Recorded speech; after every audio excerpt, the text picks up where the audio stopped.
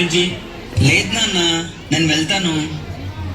నాన్న, నేను భారతదేశం బార్డర్లో చనిపోతే అమ్మ ఒడిలో చనిపోయాను అనుకో. నీకేంట్రా దేశం పిచ్చి పట్టుకుంది? నాన్న, నువ్వు తిడుతుంది కొడుకుని కాదు నాన్న, ఎగరబోతున్న జెండాని.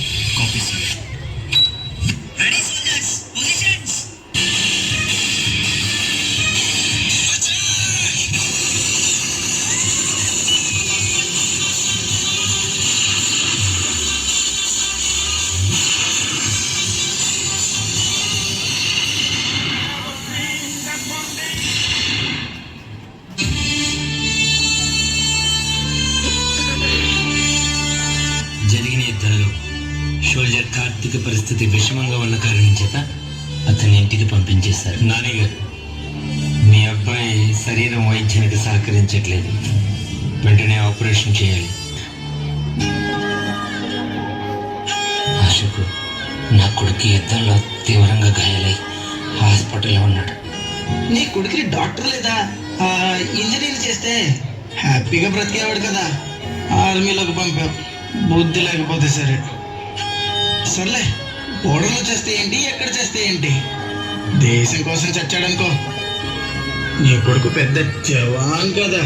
అశోకు, వాడిలాంటి వాళ్ళు ప్రాణాన్ని బలంగా పెట్టడం వల్లరా మీరు ఇక్కడ ప్రాణాలతో ఉంటున్నారు. వాళ్ళు ఎక్కడ లేకపోతే మనందరం ఎక్కడ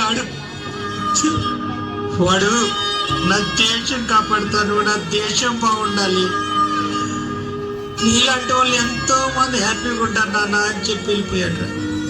శత్రువు తుపాకి గుండె ఎదురు నిలబడి సమాధానం చెప్పే సైనికుడు రా నా కొడుకు. రే కార్తీక్, నువ్వు ఇక్కడ పడుకుంటే దేశాన్ని కాపాడేవాడేవాడ్రా. రే, నువ్వు వెళ్ళాలి కదా, నువ్వు జవాబు కదా, నా కొడుకు జవాబు.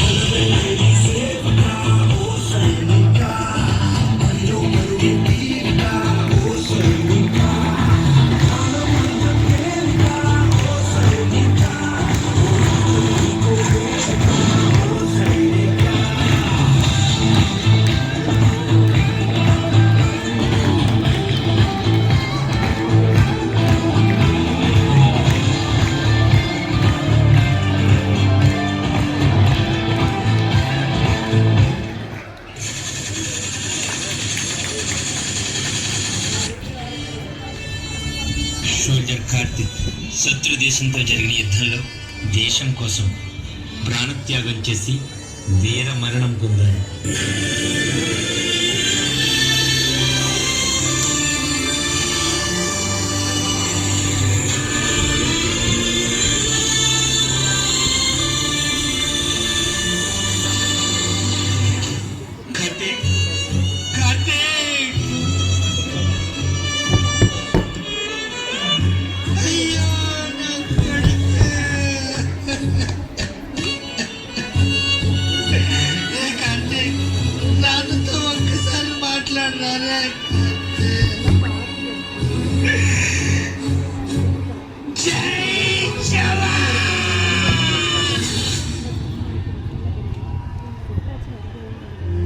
దగ్గరలో సైనికుడే లేకపోతే దేశం శ్మశానం అవుతుంది. ముందు మనం బ్రతకాలంటే సైనికుడు మనకంటే ముందు నిలబడాలి. సైనికుడికి గౌరవం ఇద్దాం, మన ప్రాణాల్ని కాపాడే దేవుడికి సలాం కొడదాం. జై జవాన్.